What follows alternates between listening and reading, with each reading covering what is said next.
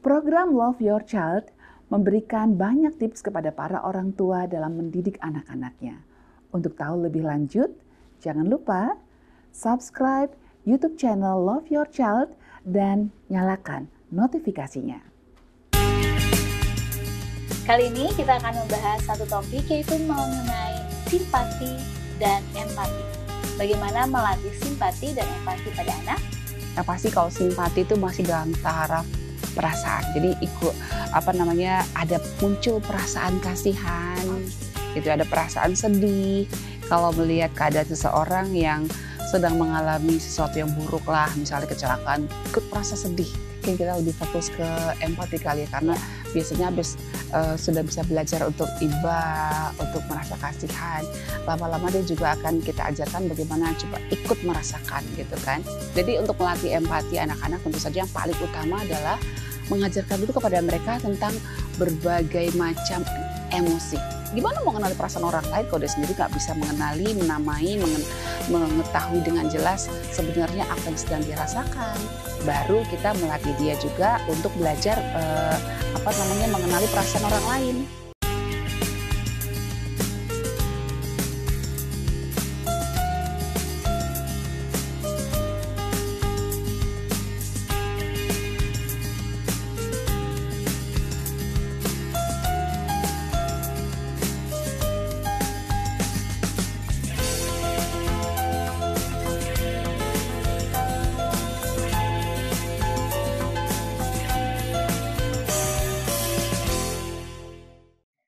Shalom pemirsa Hope Channel dimanapun Anda berada, kita bertemu kembali dalam program Love Your Child, satu program yang mengajak kita untuk mendidik dan mengasihi anak-anak dimanapun Anda berada untuk menjadikan generasi yang lebih baik. Apa kabar Anda bersama dengan keluarga, terlebih anak-anak Anda? Dan kita berharapkan, kita sama-sama berdoa supaya Anda bersama dengan keluarga, khususnya anak-anak Anda, dalam keadaan yang berbahagia. Kali ini kita akan membahas satu topik, yaitu mengenai simpati dan empati. Bagaimana melatih simpati dan empati pada anak? Kita akan membahas bersama dengan narasumber yang telah hadir. Beliau merupakan seorang psikolog dan juga praktisi pendidikan. Shalom Ibu Helena. Shalom Eva. Wah, ini tampilannya berbeda sekali. Aduh, iya nih. Karena punya teman-teman dari Malaysia tuh. Halo yang di Kuala Lumpur, Sabah. Sampai ketemu lagi ya. Terima kasih loh, ternyata banyak sekali pemirsa kita, bukan hanya yang ada di Indonesia, tapi juga Puji Tuhan, di negara tetangga yang setia menyaksikan Hope Channel, bahkan program Love Your Child. Iya, ini benar-benar rasa ibu-ibu ya. Dan kebetulan hari ini merupakan hari ibu. Iya, benar banget. Jadi saya mewakili ibu India. Oke, dan saya juga mewakili ibu-ibu Indonesia ya. Oke, baiklah. Mengucapkan juga selamat hari ibu kepada seluruh kaum ibu dimanapun berada. Kiranya ibu-ibu Indonesia, bahkan ibu-ibu saat ini dimanapun berada ya, bisa menjadikan ibu-ibu yang mempunyai budi pekerti, bahkan contoh yang baik bagi anak-anak. Amin. Bagi nusa dan bangsa. Dengan belajar empati juga tentunya. Nah, ini dia, kita akan membahas mengenai simpati dan empati. Karena saya rasa ini merupakan satu cara kita yang harus kita miliki dan kita ajarkan kepada anak-anak. Tapi kadang kita masih bingung nih Bu Helena. Ada simpati, ada empati, bahkan ada antipati. Ada juga pati ayam. Pati ayam itu berbeda. Pati ayam. Beda lagi ya. Nah, ini simpati, empati, bahkan antipati. Mungkin beberapa dari kita belum terlalu memahami arti-artinya, bahkan sampai suka kebalik atau nggak tahu apa sih, atau hanya sekedar pengucapan. Nah, sebelum kita masuk bagaimana cara-caranya, apa nih simpati apa? Ya pasti kalau simpati itu masih dalam taraf perasaan. Jadi ada muncul perasaan kasihan, gitu, ada perasaan sedih kalau melihat keadaan seseorang yang sedang mengalami sesuatu yang buruk lah, misalnya kecelakaan, ikut merasa sedih, ikut merasa iba gitu. Nah, itu berarti kita bersimpati sama dia, ya kan? Nah, tapi kalau dia lewat aja gitu, bodoh amat lah. Emang siapa lu gitu ibaratnya gitu kan. Aku masa bodoh sama kamu, saya nggak peduli lah, itu kan urusan kamu, salah sendiri kenapa jatuh. Nah, kalau udah sampai seperti itu kita sebutnya antipati. Nah, sekarang kalau yang empati yang mirip-mirip ya. Iya, empati sama simpati ini hampir sama lah. Mungkin orang suka kebingungan Iya. antara dua ini. Jadi kalau yang simpati itu kan masih sifatnya subjektif menurut perasaan kita, ya kan, kesedihan yang muncul di hati kita. Tapi kalau empati itu sebenarnya udah lebih dalam karena dia ikut merasakan kesedihan yang sedang dialami oleh orang yang sedang terpuruk. Ya contohnya kayak gini, dia berusaha menempatkan diri seperti orang yang sedang mengalami kesedihan itu. Ya kan, kalau dia misalnya melihat orang yang kena gempa bumi misalnya, dia membayangkan, dia ikut merasakan gimana ya rasanya kalau saya yang ngalamin seperti itu. Ya kan, pasti saya kan butuh tempat tinggal karena rumahnya sudah roboh. Waduh, saya juga berarti saya butuh juga makanan dan minuman yang saya nggak bisa dapatkan karena kulkasnya juga hancur gitu kan. Jadi akhirnya dia bisa berbuat nantinya. Oke, jadi ada perbedaan antara simpati dan empati. Kalau simpati ini hanya sebatas perasaan aja ya? Dia muncul perasaan kasihan, perasaan ikut sedih dan seterusnya. Perasaan. Tapi kalau empati ikut merasakan. Ada ikut merasakan sehingga ada aksi yang dia lakukan. Karena dia tahu bahwa sakit ya kalau jadi orang yang mengalami bencana gempa bumi misalnya, atau aduh sakit ya kalau jadi orang yang meninggal oleh ayahnya atau ibunya gitu. Jadi dia bisa merasakan sakitnya itu gitu. Dan nggak akan tega itu ngebentak orang yang nangis misalnya gara-gara dia menangisi ayahnya yang sedang meninggal. Nggak akan tega karena dia punya empati. Gitu. Kalau cuma sekedar ya saya kasihan sama dia, ya mungkin dia susah untuk merasakan gimana sih rasanya jadi di posisi itu loh. Gitu. Nah, jadi kita udah tahu terlebih dahulu nih antara simpati dan juga empati. Nah, kalau begitu, ada satu ayat di Alkitab saya ingat banget. Ini di Roma 12 ayat 15. Iya. Dia katakan seperti ini, bersukacitalah dengan mereka yang bersukacita dan menangislah dengan mereka yang menangis. Nah, ini masuknya kemana? Simpatika atau empati? Kalau menurut Eva apa? Kalau menurut saya ini masuknya ke empati. Setuju sekali. Karena apa? Dia ikut merasakan. Jadi waktu temannya yang sedang gembira karena mungkin dapat rezeki gitu ya, dapat hadiah atau ya dapat juara barangkali, dia bisa ikut ketawa loh. Betul. Ya kan, bisa ikut ketawa loh, bisa ikut terbahak-bahak bahkan ketika temannya kata, wah akhirnya aku menang, yeay, akhirnya kamu hebat ya gitu misalnya. Atau kalau ketika temannya kehilangan motor atau mungkin tertabrak atau ya bencana apa gitu, dia nangis, kita ikut nangis. Gitu. Itulah empati. Yes. Dan nampaknya Tuhan Yesus mengajarkan itu ya. Iya, dan nampaknya di kitab suci kita sudah dikatakan di ayat Roma 12 ayat 15 untuk merasakan, bukan hanya sekedar merasakan ya, tapi ada aksi yang kita ikuti bersama-sama dengan teman-teman. Makanya kalau misalnya ada kedukaan, nah ini yang cuma datang hanya untuk bilang saya turut berduka ya, habis itu ketawa-ketawa, kepingkel-pingkel di luar, bercanda-bercanda. Menurut Eva itu empati atau simpati? Tuh baru sebatas simpati, belum ada nih. Kalau dia empati pasti dia nggak sanggup untuk ketawa-ketawa gitu loh di saat orang yang kita datangi itu sedang berduka cita mendalam. Minimum mungkin kita nggak nangis ya, karena kita juga mungkin susah menghayatinya nih gitu, karena saya nggak pernah ngalamin seperti dia misalnya loh ya. Ini orang ini mamanya meninggal, lah mama saya masih hidup gitu kan. Saya susah untuk membayangkan itu. Ya minimal diem gitu, minimal ya membantu barangkali apa yang bisa dibantu ya supaya meringankan kesedihan dari orang yang sedang berduka itu. Wah, ini kita dapat pelajaran yang menarik mengenai simpati dan empati dan bagaimana kita mengaplikasikan. Tapi ini akan jadi pelajaran bagi kita para orang tua. Bagaimana kalau kita sebagai dewasa udah langsung paham apa yang harus kita lakukan. Tapi ini kita mau ngajarin ke anak-anak nih Bu Helen. Kira-kira di usia berapa sih kita bisa mulai mengajarkan rasa simpati dan empati? Mungkin kita lebih fokus ke empati kali ya, karena biasanya habis sudah bisa belajar untuk iba, untuk merasa kasihan, lama-lama dia juga akan kita ajarkan bagaimana coba ikut merasakan gitu kan. Nah, kalau anak bayi yang susah ya, karena dia sendiri juga hanya masih sibuk dengan urusan perutnya dan juga semua yang berhubungan dengan five senses-nya dia gitu kan. Jadi masalahnya adalah lapar, haus, nggak enak dan gitu. Jadi kalau disuruh merasakan belum sampai tahapannya, kemampuan dia belum sampai di situ. Jadi biasanya sih menurut penelitian tuh di usia 5 tahun sudah mulai bisa diajarkan. Tapi tentu saja kita nggak bisa berharap anak 5 tahun ini bisa mengerti tuh. Langsung mengerti. kamu tuh harus empati dong sama, simpati dong sama papa dan seterusnya dan seterusnya. Nanti di usia 8, 9 tahun itu sudah mulai bisa.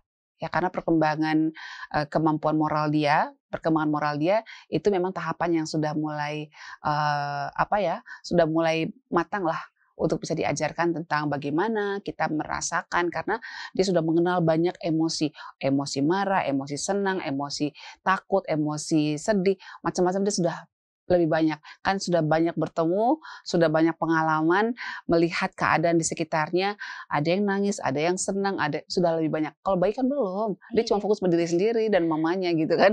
Jadi anak-anak dari usia 5 tahunnya sudah bisa kita ajarkan dan akan terus berkembang di usia 9 atau 10 Iya, tahun. sebenarnya sih sebelum 5 tahun juga kita bisa berikan contoh, bisa dilatih dengan bermain, dengan berbagai kegiatan yang bisa menunjang perkembangan kemampuan untuk dia berempati. Oke, Ibu Lena kita masih akan membahasnya bagaimana melatih anak untuk simpati dan empati. Tetaplah bersama kami di Love Your Child.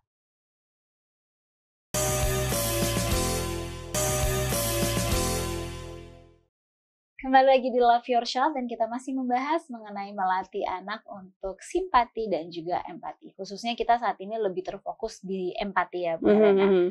Tadi di segmen sebelumnya kita udah tahu mulai kapan anak-anak ini bisa dilatih. Nah sekarang yang jadi pertanyaannya, mungkin pemirsa juga langsung gak sabar. Iya. Kalau begitu gimana cara melatih anak untuk empati? Ya karena memang melatih empati ini biasanya paling mudah diajarkan oleh ibu. Oke. Pas kan dengan Hari Ibu ini, ya kan? Jadi untuk melatih empati anak-anak tentu saja yang paling utama adalah mengajarkan dulu kepada mereka tentang berbagai macam emosi. Berbagai macam emosi. Jadi misalnya kita bisa buat permainan di rumah ya kan. Nak, kalau misalnya ini gambar orang yang lagi senang atau yang lagi sedih ya, ya kan? Terus kalau dia bilang biasanya aku nggak pernah gagal, pasti mereka bilang seneng, nggak pernah yang bilang sedih sih ini. Nah terus, oh senang ya, iya mungkin dia habis dikasih hadiah ulang tahun ya. Nah kalau seperti ini nih, kira-kira emosi apa ya? Sedih, atau senang, atau takut, atau apa ya? Kayaknya sih takut mah, jadi sedih. Bisa gitu ya. Terus nanti kita bisa kasih lagi contoh-contoh yang lain, misalnya seperti surprise, terus emosi cemburu, emosi merasa excited karena tertarik lihat nonton sesuatu gitu. Nah itu gambar-gambarnya bisa atau standar. Ya nggak sedih, nggak senang, biasa lah gitu, garis kayak gitu kan. Nah itu dikenalkan sama anak-anak sehingga dia bisa menamai emosi yang sedang dirasakan.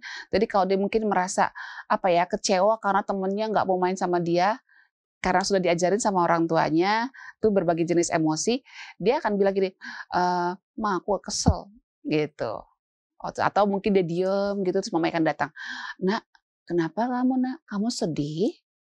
Kesel, jengkel, atau marah?" Ya kalau masih jengkel berarti belum sampai marah kan? Iya. Atau lagi marah banget ya? Marah banget ya? Kenapa? Habis temen aku nggak mau main sama aku mah. Terus dibilang sama teman-teman yang lain, jangan mau temenan sama aku. Aku marah banget mah. Nah gitu kan. Baru kita pancing. Kenapa? Apa yang membuat kamu marah banget nih? Kok sampai banget ya? Gitu kan. Tuh muka kamu sampai merah gitu tuh gitu kan. Udah kan jadi bisa terbuka. Jadi sebenarnya dengan melatih ini, sebelum kita melatih anak untuk Empati empati ke orang, dia harus tahu dulu belajar mengenali perasaan dia sendiri. Sehingga dia bisa, gimana mau mengenali perasaan orang lain kalau dia sendiri nggak bisa mengenali, menamai, mengetahui dengan jelas sebenarnya apa yang sedang dia rasakan. Kan seperti itu ya. Nah udah kan, setelah itu baru kita melatih dia juga untuk belajar mengenali perasaan orang lain. Oke, Ya kan? pertama harus diri sendiri dulu, Iya. baru ke orang lain. Iya, bisa misalnya gini, papa pulang kamu lihat mukanya deh. Ini menurut kamu papa tuh lagi seger atau lagi lesu? Kayaknya lesu mah. Ya, berarti kalau lesu kita kasih apa ya? Kasih pelukan mah. Oh, apalagi? Minuman mah. Ya udah, yuk kita kasih pelukan. Nah, Terus minumannya siapa yang bawa? Aku mah, gitu kan. Jadi belajar untuk memenuhi kebutuhan emosi dia sendiri dan juga kebutuhan emosi orang lain. Jadi pertama mengenali, yang kedua kita juga belajar memenuhi kebutuhan emosi dia kan. Seperti tadi, kamu kenapa marah banget gitu kan? Boleh nggak mama peluk? Boleh gitu misalnya. Habis itu, mama boleh dengar nggak ceritanya sampai kamu marah banget gitu. Udah kan nanti kan dia akan cerita panjang lebar tentang temennya itu gitu kan. Dan setelah itu ya kita bisa bisa meredakan, merilis kejengkelan, kemarahan yang ada di hatinya.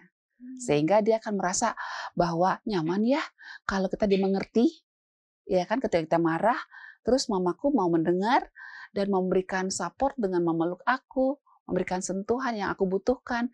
Ketika orang menjauhi aku, mamaku malah memeluk aku gitu kan. Nanti besok-besok ketika dia melihat orang mengalami hal yang seperti dia alami, dia akan lakukan hal yang sama. Wah, jadi ini harus ada pelatihan mengenali diri dan kemudian diberikan contoh oleh orang tua. Saya ingat banget tuh ada seorang putri dari Eropa lah ya, saya nggak sebutin namanya. Waktu dia benar-benar tertekan karena media massa menekan dia dan sahabatnya mengkhianati dia sampai takut sama anaknya gitu ya, karena dia merasa malu sama anaknya. Waktu dia ngomong sama anaknya, karena anaknya memang sering disayang, sering dipeluk, sering sering dimengerti lah oleh mamanya ini. Jadi waktu mamanya bilang, "Nak, mama sudah salah, mama sekarang dikhianati, mama sekarang diekspos di berbagai media massa, mama malu nak," gitu. Terus, "Kamu pasti marah sama mama ya?" Dia udah siap untuk anaknya marah sama dia karena mamanya sudah berbuat salah gitu. Tapi anaknya bilang apa? "Mama kayaknya perlu minuman hangat ya, mama kayaknya perlu coklat panas nih," gitu. Udah dikasih dan dipeluk. Ya kan, saya jadi berpikir, berarti ibu ini sudah mengajarkan empati dengan sangat baik, sehingga ketika saat dia membutuhkan empati dari anaknya, itu dipenuhi oleh anaknya. Wah, ini jadi satu pelajaran bagi kita ya, karena mungkin kita nggak sadar dalam memberikan contoh ke anak-anak. Betul sekali. Nah, bisa juga dengan bermain sih, Pak. Kalau bermain itu gimana? Kita main deh ya. Mungkin ibu-ibu di rumah bisa dipakai di rumah nih. Kan di rumah kan suka ada kain-kain gitu ya. Eva dikerjain boleh ya? Boleh. Saya jadi contoh ya. Jadi ambil kertas bekas aja gitu kan. Nah, ini Eva boleh dipakai nanti matanya ya. Nggak boleh lihat, nggak boleh ngintip ya Eva. Oke. Nah, sekarang Eva tolong gambarkan dengan mata tertutup, ya kan? Nih tangan nih. Dapat ya. Nih kertasnya nih. Oke, tolong digambar gambar orang deh. Gambar orang. Gambar orang. Iya, di kertas ini. Iya, betul. Oke, di sini ya. Dilarang ngintip ya, Pak? Oke. Iya. Oke, sama-sama kita lihat ya. Gimana gambar Eva sedang menggambar seorang perempuan ya. Seorang perempuan dengan rambut yang dikucir. Iya, rambutnya itu mana ya Eva? Mana ya? Bagus. Rambut dikucir, lalu ada tasnya, ada tasnya. Ada tasnya. Aduh, dari tangannya di mana? Nggak tahu lagi. Lalu ada kucingnya lah di sebelahnya. Ada kucing. Aduh, di mana lagi? Oke. Saya nggak jago gambar nih, nggak apa-apa ya. Nggak apa-apa kok Eva. Aja. Ini sedang latihan untuk belajar empati, ya. Lalu ada bulan di langit. Ada bulan di langit. Iya. Ampun, di sebelah mana ini? Oke, iya bulannya di situ. Boleh. Lalu ada bintang juga ya. Ada bintang. Oke, ada bintang. Dan awan. Oke, baiklah. Oke, sudah Pak, boleh dibuka penutup matanya, kita lihat hasilnya ya. Oke. Coba sih masa awan di kepala ya. Masa rambutnya di mulut ya?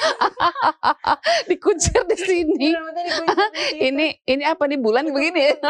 Bulan sabit tapi nggak penuh ya. Iya, Kakinya berpisah dari badannya. Berpisah dari badan. Tasnya juga nggak dipegang.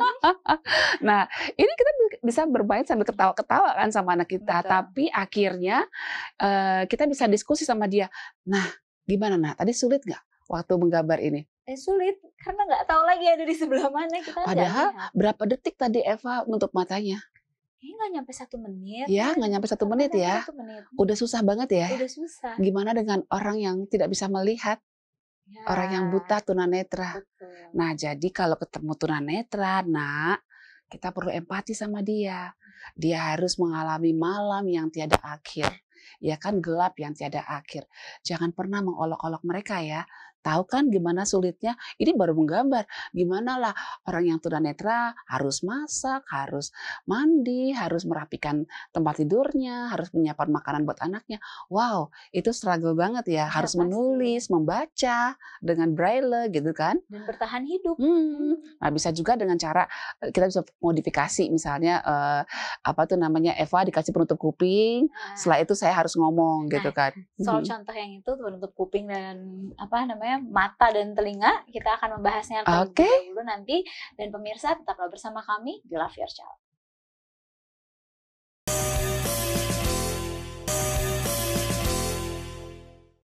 Kembali lagi di Love Your Child dan kita masih membahas melatih anak untuk simpati dan juga empati. Khususnya kali ini kita terfokus pada empati.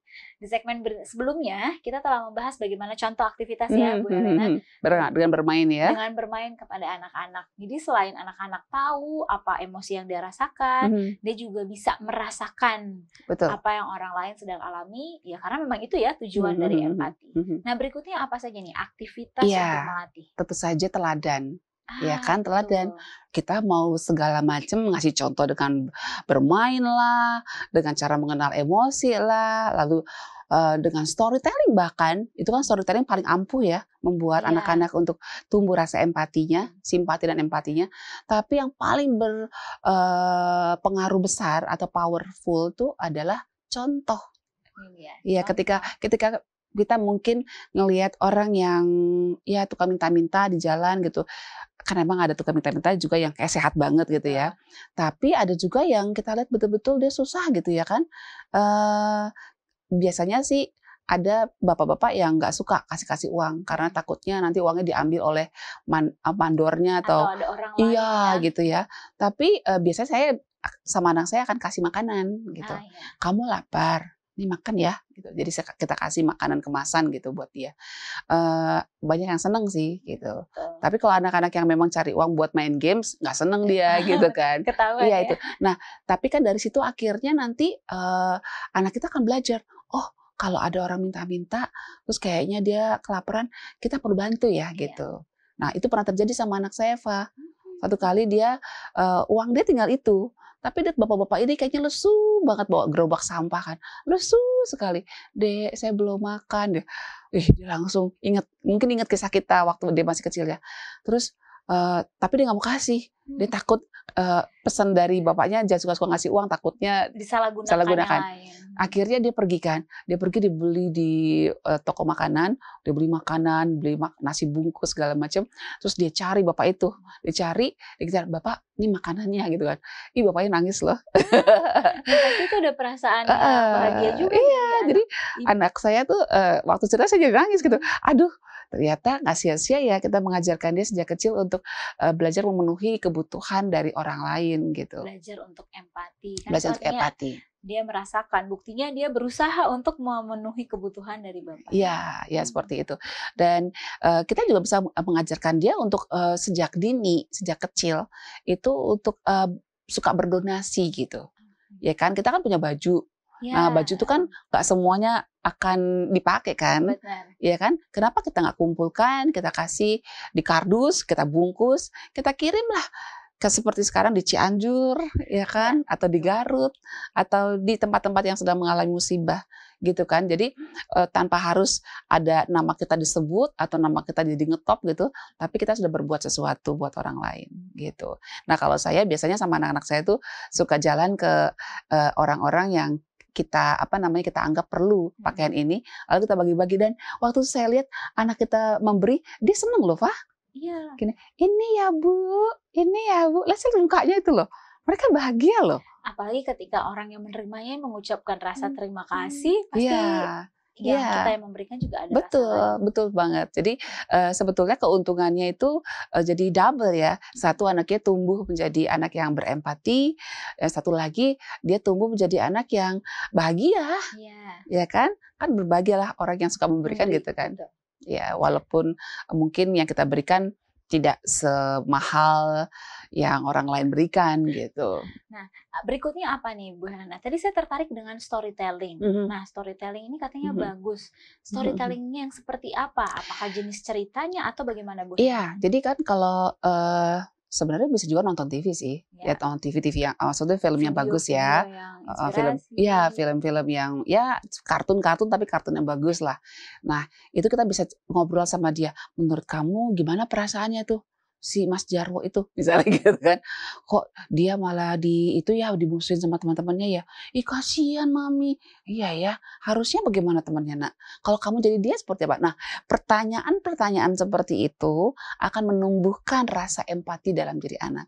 Nah pada saat kita cerita juga seperti itu, bisa dimodifikasi dengan misalnya kalau guru di sekolah sahabat atau sekolah minggu ya bagi yang beragama lain gitu ya, maksudnya yang bergereja di hari Minggu dan hari Sabat tuh guru sekolah Sabat itu bisa cerita sama anak-anak, sambil cerita mereka bisa ngangkat nih misalnya kan pada satu hari Yusuf dan Maria ya kan sedang berjalan dengan perut yang sudah besar sekali, lalu dia terengah-engah, kira-kira emosinya si Ibu Maria seperti apa ya, terus mereka suruh angkat gitu ya kan, lalu akhirnya Yesus lahir, kira-kira bagaimana ya emosi yang dirasakan oleh Bapak Yusuf dan Ibu Maria gitu. Jadi anak-anaknya disuruh angkat, jadi mereka belajar membedakan antara perasaan sedih, perasaan takut, perasaan senang, perasaan excited dan seterusnya seperti itu. Nah jadi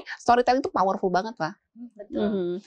Dan masih banyak yang lainnya, contohnya adalah misalnya membawa mereka ke ke tempat-tempat orang yang terlantar ya, atau ke panti jompo, panti asuhan, sehingga dia bisa nabung tuh dari uang bulanannya, barangkali disisihkan tiap bulan, ini buat donasi gitu. Jadi kalau misalnya seperti ini kan suasana Natal, bisa jalan-jalannya jangan cuma buat senang-senangin diri aja, tapi bisa terpikir oleh dia, gimana ya oma opa yang ditinggalkan oleh anaknya, gimana ya oma opa yang nggak punya keluarga, kesana yuk, tabungan kita sudah ada nih, tabungan buat donasi seperti itu. Wah ini jadi pelajaran dan saya rasa ini langsung praktek ya karena ada aktivitasnya langsung. Nah terakhir Ibu Helena bisa kasih kesimpulan untuk pembahasan kita kali ini. Ya kesimpulan yang paling utama adalah memang empati ini tidak bisa langsung diajarkan hari ini diomongin besok langsung jadi ya. Itu melalui proses yang panjang.